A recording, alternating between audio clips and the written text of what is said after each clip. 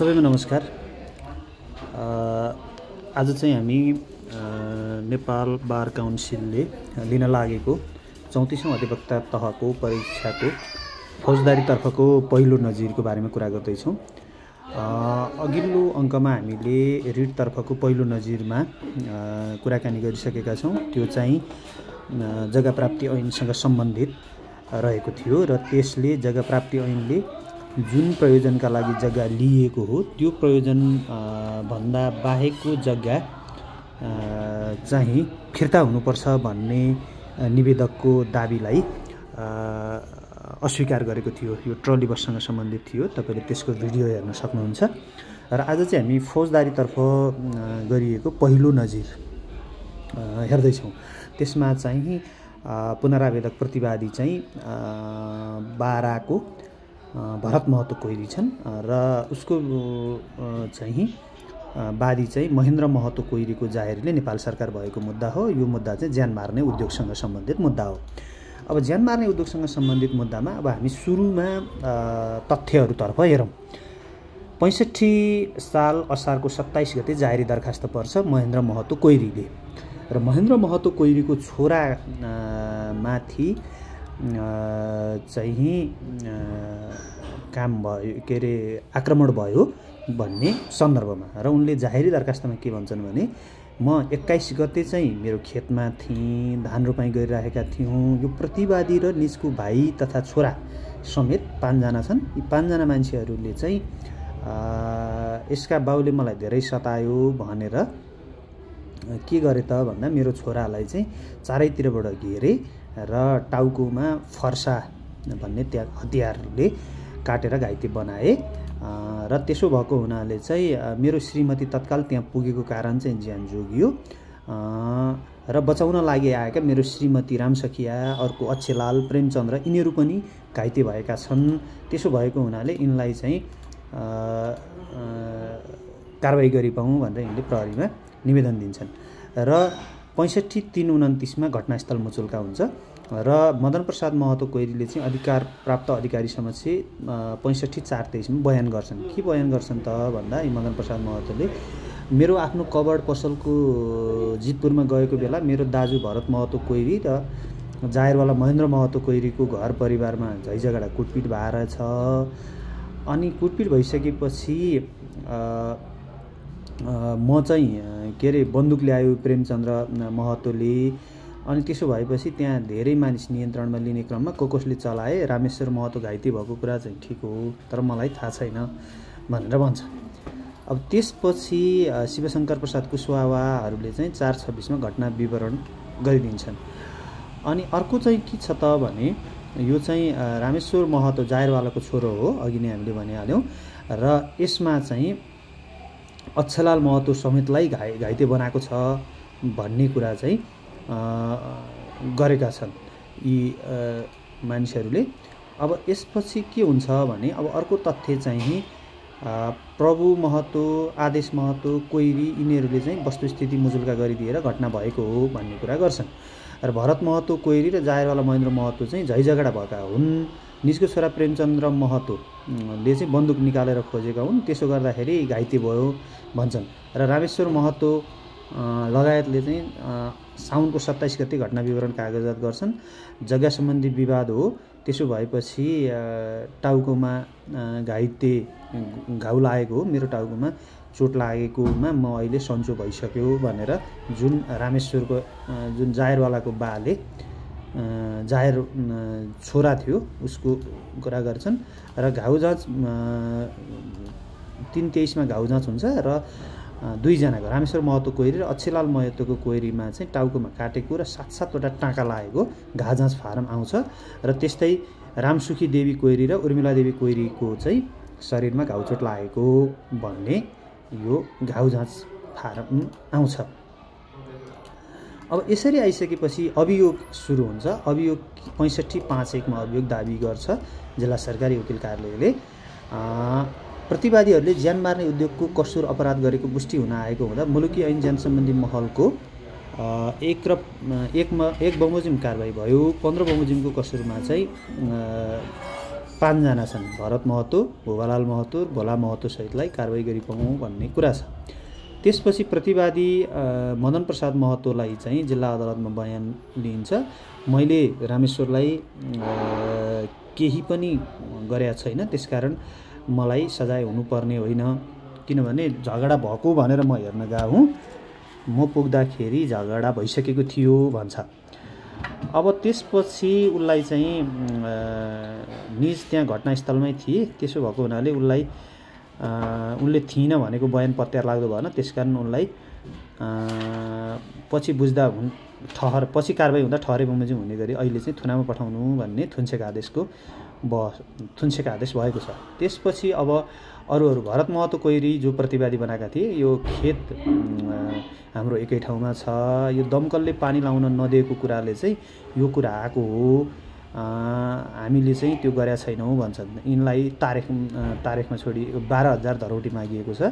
त्यस्तै गरी अब भुवालाल महतो कोइरीको बयानमा चाहिँ यिनले पनि दमकलको कुरा गर्छन् र हाम्रो कुटपिट भएको हुनाले गयौँ, त्यसमा ककलले गाउँलेहरू जम्मा भएका हुन्, कसले हान्यो मलाई थाहा छैन, मैले चाहिँ हिर्काएको छैन, ऊ घाइते भएको कुरा चाहिँ उसले इन्कार गर्दैनन्। अब यसपछि अर्को अभियोग धुरेन्द्र महतोले के भन्छन् भने म चाहिँ बिउ उखेल्न गएँ, जाहेरवालाको छोराले चाहिँ बन्दुक ल्याएको थियो, अरूले समात्न खोजे, मैले हिर्काएको छैन भन्छन्।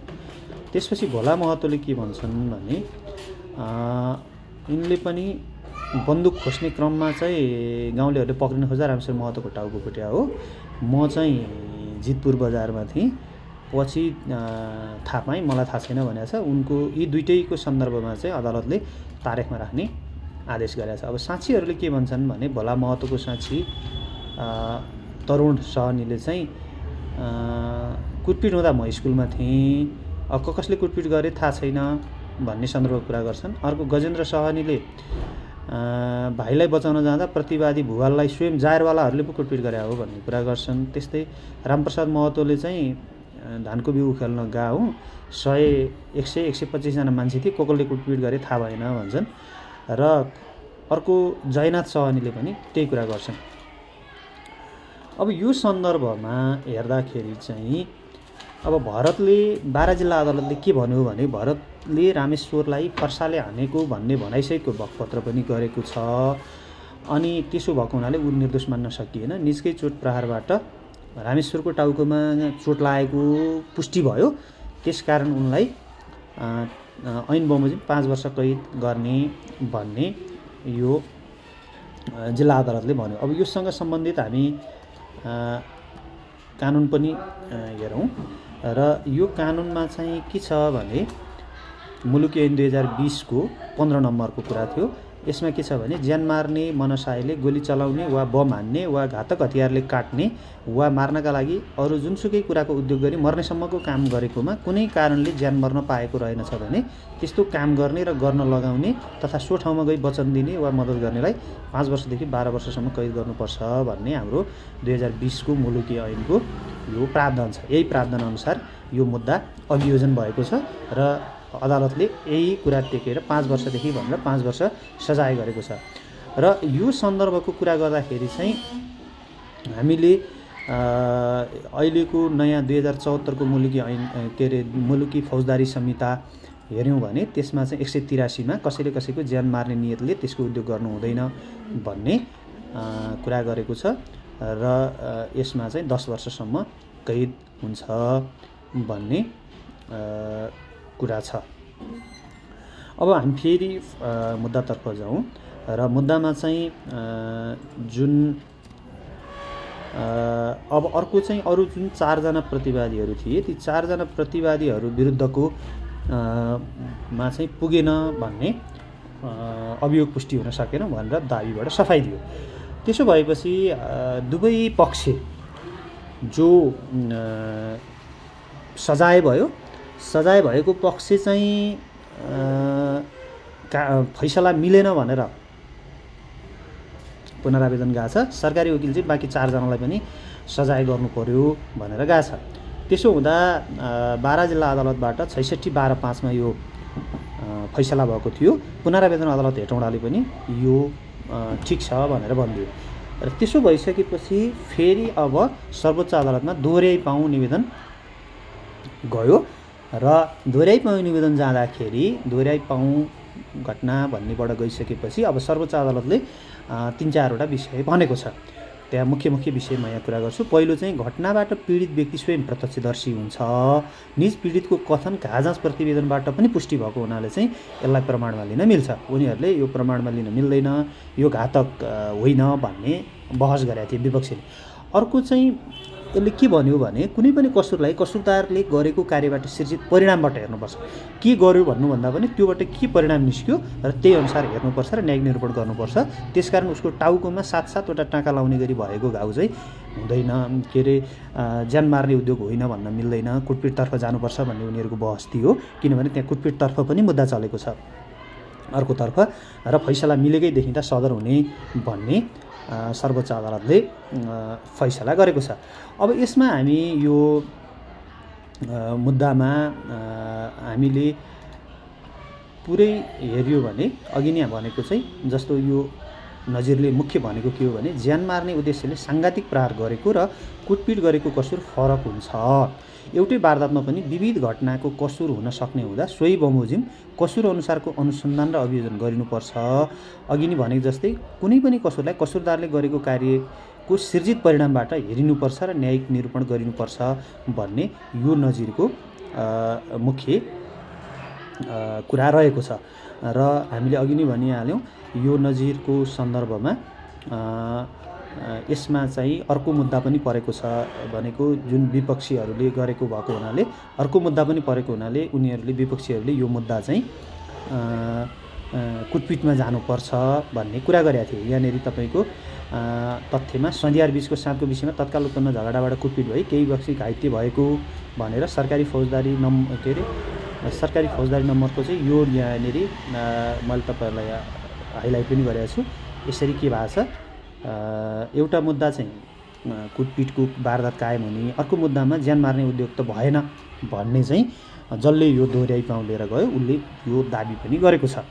र जो निवेदकहरू छन् उनीहरूमाथि चाहिँ यो तपाईँले पुरै हेर्नुभयो भने उनीहरूमाथि कुटपिट अन्तर्गत सजाय पनि भएको देखिन्छ होइन। अब यसमा तपाईँलाई कुनै थप कुराहरू चाहिने भयो भने हामी फेरि पनि कुरा गरौँला। र आजलाई यति नै। तपाईँहरूलाई अघिल्लो हामीले नजिरतर्फको पहिलो पनि हामीले गरिसकेका छौँ। अबको अर्को खण्डमा हामी देवानीतर्फको पहिलो नजिर लिएर आउनेछौँ। तपाईँहरू परीक्षाको तयारी राम्रोसँग गर्दै गर्नुहोला। हस्त, धन्यवाद, नमस्कार।